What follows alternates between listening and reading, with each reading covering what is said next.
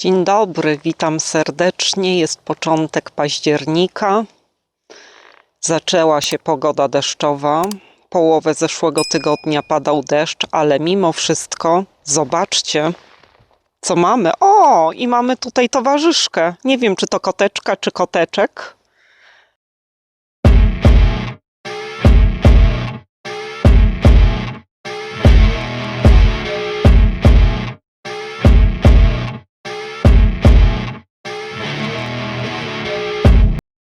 Ale nie boi się nic. Słuchajcie, cieszę się niezmiernie, bo no jest dachówka. Pojawiła się na dachu. Zobaczycie jeszcze z drugiej strony za chwilę, jak to pięknie wygląda. Aż zapiera dech w piersi i jestem zaskoczona. Wiedziałam, że ta dachówka się pewnie pojawi w tym tygodniu, ale jak człowiek widzi coś takiego, to jest przekonany, że to faktycznie już zaczyna się pięknie finalizować do tego stanu surowego, otwartego, niebawem pewnie zamkniętego, jak się pojawi stolarka, ale dzisiaj właśnie główny prym wiedzie dachówka, która się pojawiła. Ale dachówka to nie koniec problemów. Bo to, że ona się pojawiła, to wspaniale. Na pewno będą prace jeszcze związane z dokończeniem tutaj, mam nadzieję, w przyszłym tygodniu. I dlaczego mam nadzieję? Dlatego, że w momencie, kiedy pojawiła się dostawa dachówki, nie dość, że ona była opóźniona o miesiąc, ale to tak na moją prośbę właściwie, bo nie chciałam, żeby po prostu zalegała wcześniej na budowie. Natomiast ten termin dostawy był dograny. To po przywiezieniu od razu były zgłoszone do kierowcy uszkodzone elementy, które były widoczne gołym okiem, mimo że te palety były zapakowane. No i jak tam gdzieś doczytałam, to okazuje się, że w pierwszych dniach, chyba do tygodnia, pi razy oko, powinna być złożona reklamacja na dachówkę, która została uszkodzona w transporcie. No wiadomo, jak to jest na budowie. Tego się nie da zrobić od razu. Nie można rozpakować wszystkich palet i przewidzieć, co może być gdzieś uszkodzone. No i nie zrobiliśmy tego, natomiast teraz już wiemy, po pierwsze, że 30 dachówek w ogóle brakuje i to tych głównych dachówek. Uszkodzone są też dodatkowe dachówki, które powiększą tylko tą liczbę. Na pewno są uszkodzone jeszcze te wykończeniowe dachówki, więc generalnie trzeba to dokupić.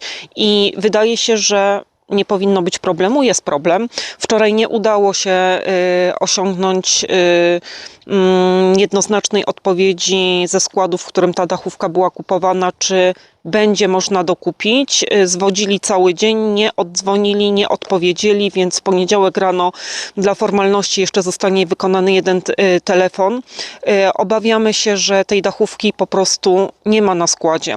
Ona jest sprowadzona od producenta ze Śląska, z tego co kojarzę, więc może być problem i ktoś może powiedzieć, że no co za problem jechać do innego składu i dokupić. Tym bardziej, że nie jest to jakaś wyszukana dachówka, tylko taka ze średniej półki, powiedzmy często kupowana, by się wydawało. I owszem, natomiast to jest tak jak z płytkami. Są partie, które mogą się różnić kolorem i może się pojawić problem i na 100% się pojawi pewnie problem, jeżeli nie trafimy na coś, co będzie zbliżone kolorystycznie do tego koloru czarnego tutaj, który mamy mat. Więc przyszły tydzień zacznie się na pewno od tematu poszukiwania brakujących dachówek. Jesteśmy z drugiej strony domu i tu jest dopiero niespodzianka. Widać, że ten cały dach jest już z tej strony pokryty. Cudownie to wygląda, bardzo się cieszymy.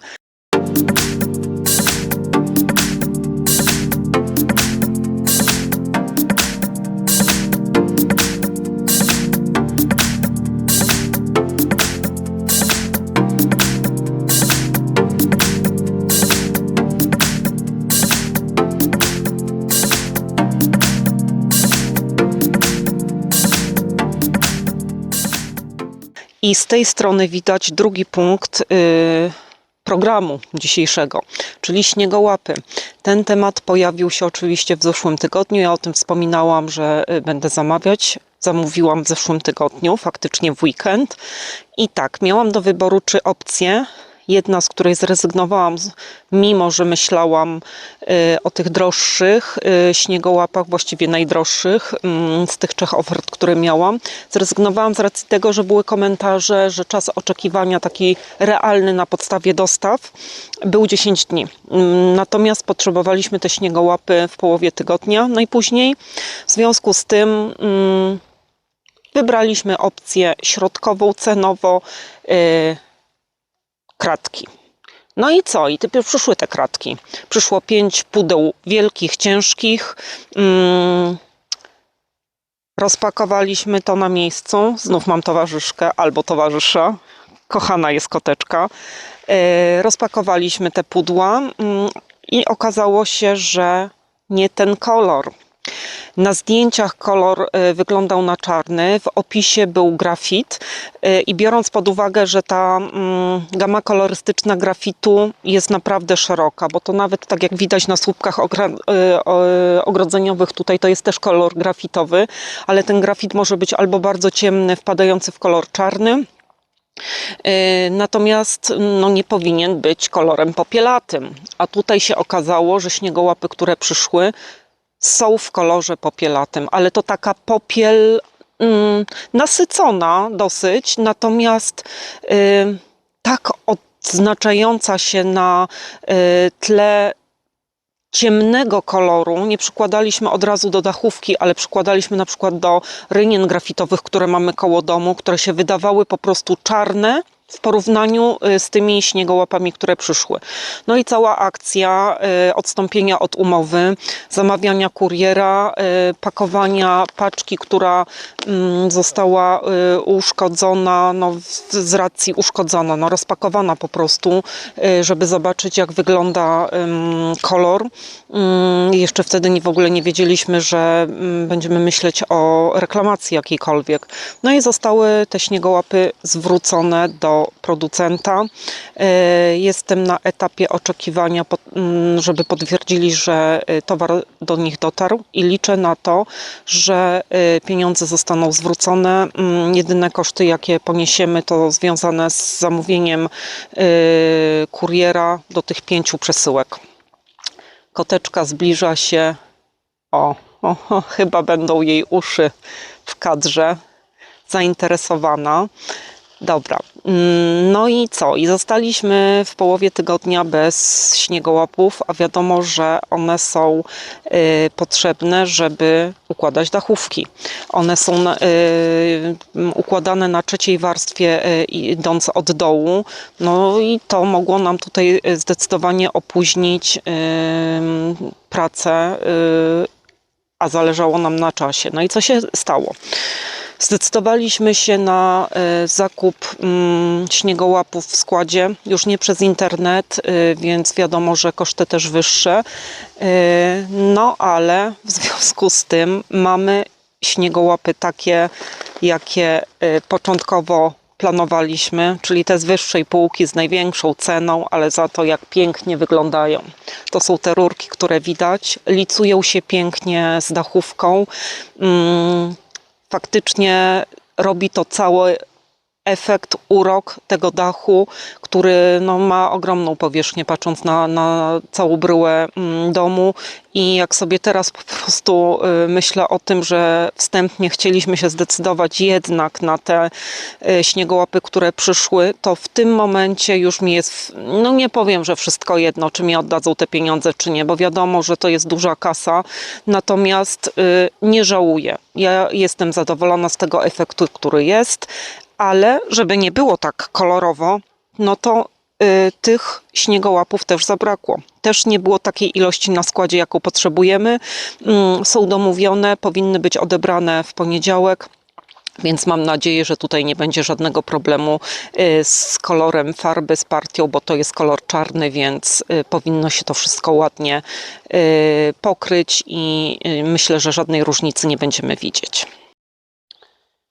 2 gwoździe programu przedstawiłam, czyli dachówka i śniegołapy. Natomiast to, co wychodzi na czoło, jeśli chodzi o planowanie kolejnych zakupów i wiąże się to z drzwiami zewnętrznymi. Mamy przygotowany wysoki otwór, on jest wyższy niż standard i wstępnie szukałam informacji na temat dostępnych firm, które w swojej ofercie mają takie wysokie drzwi. Ten otwór, z tego co pamiętam, jest przygotowany w tym momencie chyba na 2,70 m. Tych firm jest mało. Więc skoro jest mało, to wiadomo, że te poszukiwania tego, co nam się spodoba, będą na pewno utrudnione, a co za tym idzie, cena będzie wyższa. Natomiast patrząc na całość, no pasowałoby faktycznie skorzystać z możliwości zakupu drzwi, które będą wyższe w standardzie. I to, że ofert może być mniej i cena, jeżeli nie będzie maksymalnie jakoś wygórowana, to pewnie się zdecydujemy. Natomiast to, czego się obawiam, to te oferty, które widziałam, nie przyglądałam się bardzo szczegółowo, ale gdzieś tam już zarzuciłam okiem na propozycje, które są do zakupu i też sprawdzałam na różnych stronach, gdzie wstawiane są drzwi przy nowych budowach, to te drzwi się faktycznie pojawiają większe, ale one wszystkie są wykonane w takim stylu nowoczesnym, czyli z pochwytem długim. Mogą być proste, mogą być bardziej skomplikowane, z przeszkleniem. Na przeszkleniu bardzo mi tutaj zależy, więc na pewno będę myślała o tym, żeby tych szybek było sporo. Natomiast absolutnie nie ten styl. Nie ten styl do tego domu, do tego, w którym mieszkamy i owszem, jak najbardziej by to pasowało, natomiast tu prym będzie wiodło hasło vintage.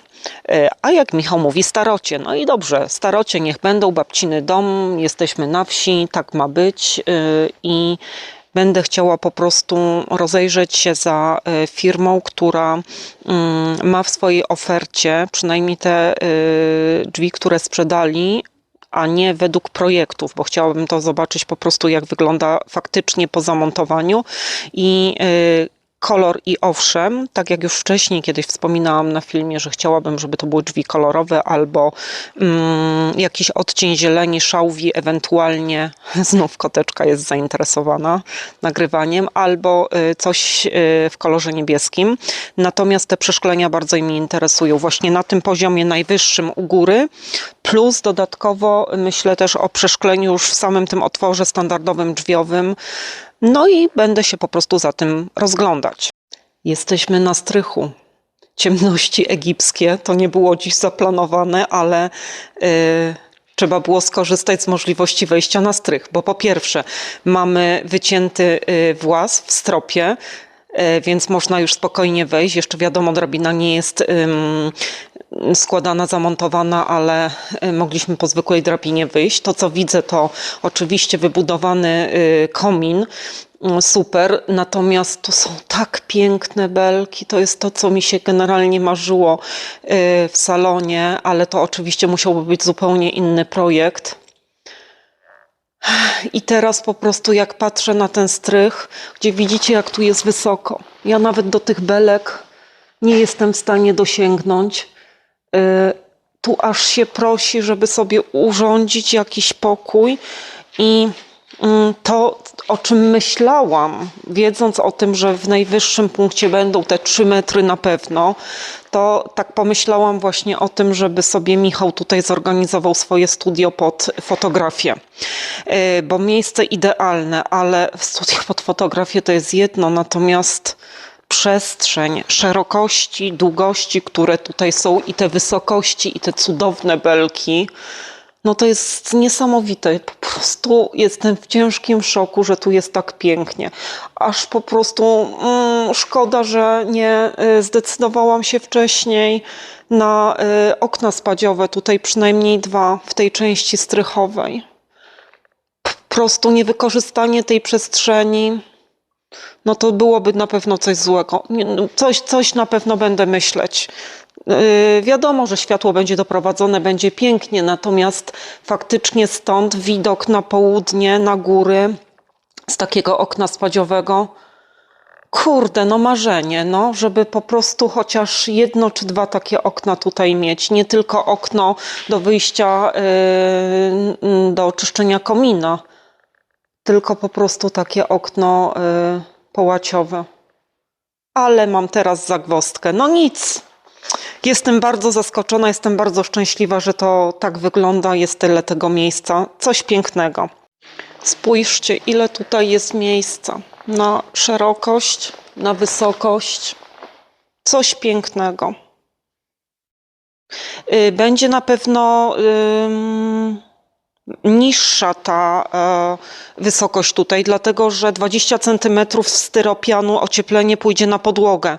I myśleliśmy o płycie OSB, ale po rozmowach okazuje się, że lepszym rozwiązaniem będzie zrobienie tutaj wylewki od razu. Jak będą robić wylewki na dole, to poproszę po prostu o zrobienie też 5-centymetrowej wylewki tutaj już po wykonaniu ocieplenia, ale mimo wszystko, nawet jeżeli to 25 cm tu będzie przyłożone, no to widać, jak my mamy tutaj jeszcze daleko do tych krokwi. Tutaj wiadomo, że też będzie ocieplenie, prawda? Ale mimo wszystko no jest ogromna przestrzeń jeszcze na środku. To spokojnie 70 metrów normalnej powierzchni użytkowej zostaje. Te okna będą mi spędzały sen z powiek na pewno w najbliższych dniach i pewnie cały urlop będzie pod znakiem zapytania. Czemu po prostu nie pomyśleliśmy o tych oknach wcześniej? Pomyśleliśmy. Natomiast ja już po tych wszystkich różnych rzeczach, które wychodziły po drodze, nie chciałam zawracać głowy. No ale teraz, nie wiem, może to jeszcze jest czas na dokonanie jakichś zmian. Tym bardziej, że w tej części nie mamy jeszcze dachówki. Natomiast są łaty. Pośrednika okien. To są inne okna, bo stolarkę, którą zamawiałam na dole, to jest jedno i owszem, na to czekamy. Natomiast tutaj te okna to można kupić w Castoramie nawet. To są zwykłe okna spadziowe, chyba że zamówić w firmie, która się specjalizuje, bo to można jeszcze na tym etapie na pewno wyciąć.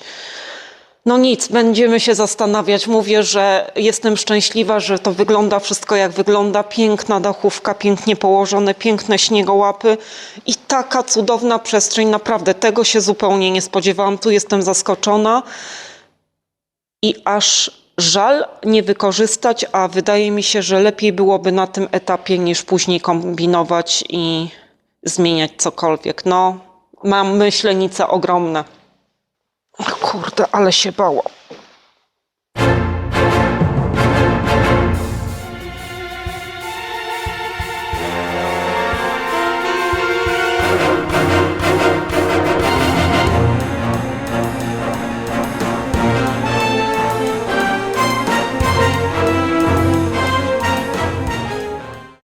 Udało się zejść z góry, ze strychu. Jesteśmy na dole. I co mam za sobą? Mam bloczki, są pustaki przygotowane. W momencie, kiedy będą ściągnięte tutaj szalunki ze stropu, stemple znikną, trzeba będzie wstawiać ścianki działowe. No i wydawałoby się, że to będzie też bardzo prosty, szybki temat, bo generalnie nie myślę o przesuwaniu żadnych ścian. Natomiast teraz w perspektywie tego strychu, który mamy i który mnie po prostu rozłożył na łopatki, nie mogę przestać o nim myśleć, to się zastanawiam, czy czegoś jednak tutaj nie pozmieniać, nie pokombinować tak, żeby zostawić sobie od razu możliwość zrobienia w przyszłości schodów na górę, ale nie schodów takich rozkładanych, tylko ażurowych. Generalnie te wszystkie takie zakręcane nie podobają mi się absolutnie.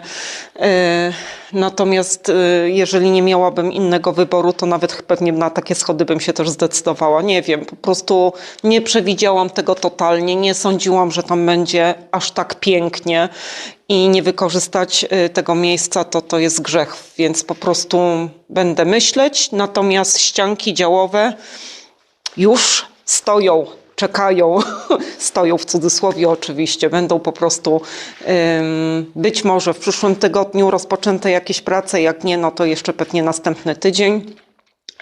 po rozszalowaniu. Kolejny temat to jest kwestia oczekiwania na rzeczy zamówione. Zamówiłam ponad 6 tygodni temu komódkę. Ja wiem, że to jest etap budowy, ale zamówienie tej komody nie wiąże się tylko stricte z małym meblem, bo to jest coś wąskiego na 35, głębokość 35, 120 wysokości. To się wiąże z tym, że chciałam wykonać adaptację tej komódki pod coś, co widziałam kiedyś na starociach w internecie. Niestety nie udało mi się kupić. Podkupiła mnie pani, natomiast zakochałam się w tamtej komodzie i przez przypadek zupełnie znalazłam komodę, która bardzo przypominała właśnie tamtą, ale żeby była bardzo do niej podobna, to trzeba zeszlifować elementy szufladkowe w środku, pomalować na intensywne kolory, myślę o kolorze żółtym, czerwonym i pomarańczowym. No i do tego się trzeba przygotować, bo najpierw trzeba, wiadomo, mieć tą komodę, zeszlifować to wszystko, wyczyścić i kupić odpowiednie farby. Nie mogę tego robić za bardzo do przodu, bo muszę mieć ten mebel u siebie. No i trochę tego czasu potrzebuję na to, żeby się tym zająć po prostu. No wiadomo, że poniedziałek, piątek praca, zostaje później tylko sobota, nadrabianie różnych innych czynności plus zamawianie, ogarnianie tutaj wszystkiego. No to niewiele tego czasu jest na samą pracę. W niedzielę oczywiście ja takich rzeczy nie wykonuję, więc myśląc do przodu, tą komodę w sierpniu zamówiłam. Efekt taki, że jej nadal nie ma. Nie dość, że ona jest zamówiona, nie dość, że jest po terminie, to jeszcze po nią trzeba jechać do Nowego Targu, bo producent jest w zachodniej Polsce, koszty dostawy policzyli na 300 zł, stwierdziłam nie będę tyle płacić. Jak pojedziemy do Nowego Targu, to może Michał wykorzysta ten czas na zdjęcia, przywieziemy. Za chwilę, kurde, jeszcze nam spadnie śnieg i będę miała w ogóle taki problem, że cykoria się większa odezwie i nie będę chciała jechać. Dlatego złożyłam oczywiście reklamację wczoraj. Nikt na tą reklamację nie odpisał. Zobaczymy, co będzie w przyszłym tygodniu, ale to jest kolejny dowód na to, że nie można nie planować. Wszystko musi być zaplanowane. Jeżeli się da tylko zamawiać cokolwiek wcześniej, to trzeba brać poprawkę, że po prostu te opóźnienia mogą się pojawiać. No i tak jak tutaj kolejny raz widzimy, to opóźnienie też ma miejsce. No i dobrze, że jestem jeszcze na takim etapie, a nie jest to etap wykańczania domu, bo wtedy faktycznie mogłabym mieć mocno ciśnienie podniesione.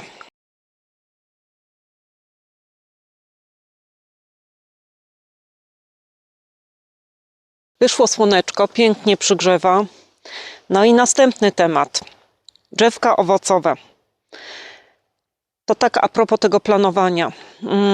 Ktoś by powiedział, po co w ogóle się, kobieto, tym zajmujesz teraz? No po to się zajmuję, że jak posprawdzałam, jaki jest czas na pierwsze owocowanie drzewek, no to trzeba się liczyć z terminem 3-4 lata. Jak będziemy się, mam nadzieję, przeprowadzać w przyszłym roku do domu, zanim ogarniemy tutaj tak w miarę, to musiałabym czekać kolejny rok na to, żeby na jesieni posadzić drzewka owocowe, a mogłoby się okazać, że jeżeli chciałabym zrobić to w tym miejscu, w którym jest planowany sad, no to 2 lata jak nic i to tak lekką ręką te 2 lata. W związku z tym stwierdziłam, że nie będę tyle czekać. Ja po prostu nie mam cierpliwości, u mnie jest mówisz masz, jak już niejednokrotnie powtarzałam. W związku z tym mam już zamówione drzewka owocowe. 3 jabłonki, 2 grusze, 2 śliwki i wiśnia. Miały być 2 drzewka mniej, ale jak się podoktoryzowałam, no to nie wszystkie drzewka są samopylne. Niektóre wymagają towarzystwa odpowiedniego gatunku koło siebie. W związku z tym musiałam jeszcze 2 domówić. Stąd jest 8 drzewek przewidzianych. 8 to jest całkiem sporo. I słuchajcie, sad tutaj ma być. Nie jest wykarczowane to pole.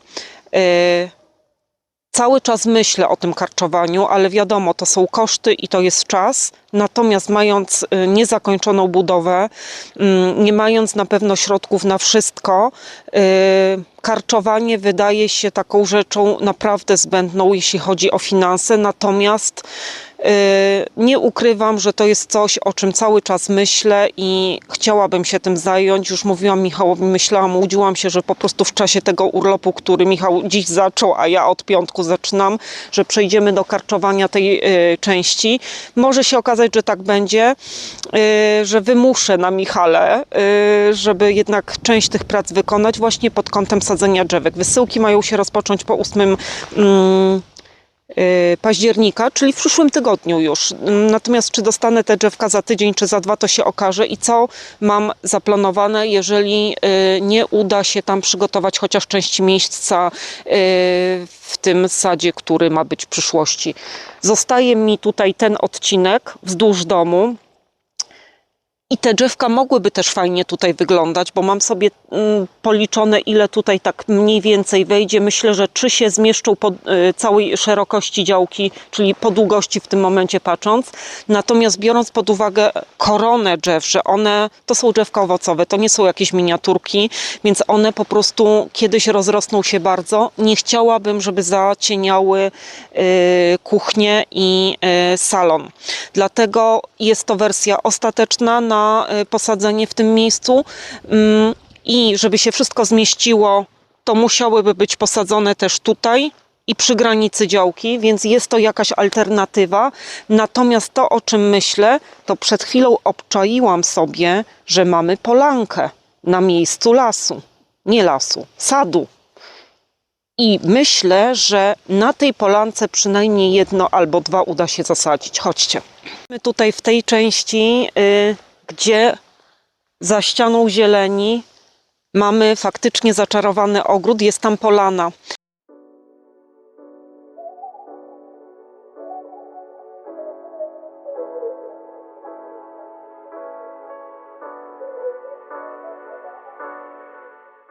Polana, na której nie byłam, ale właśnie o niej myślę, żeby się przedostać i sprawdzić możliwość posadzenia drzewek. Może się okazać, że nic z tego nie będzie. Dlaczego?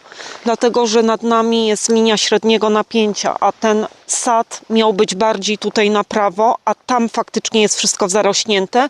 Aczkolwiek jeżeli przejdę za te krzaki i zobaczę, że ta polana jednak przesuwa się w tamtą stronę, to być może uda się przynajmniej częściowo zrealizować ten plan.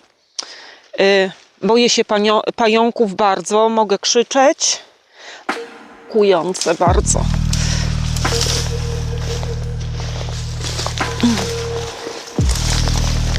Ale da się. Dobrze, że nie widzę wszystkiego doskonale. Trudno. Ale to jest życie bez improwizacji. A tam już jest trawka.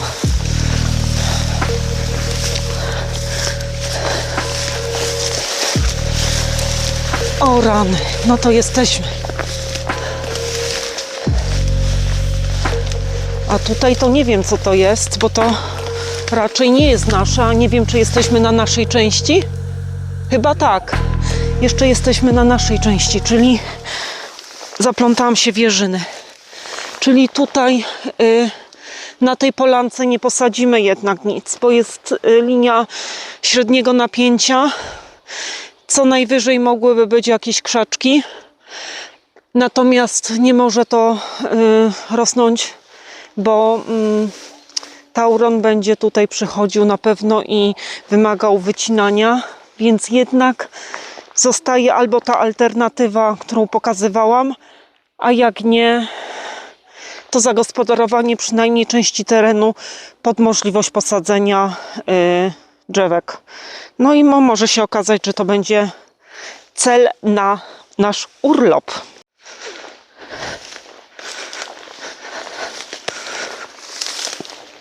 Popatrzcie, jakie piękne drzewko, jakie ma śliczne owoce i to drzewko musi zostać, bo jest naprawdę dorodne, wysokie, rozłożyste.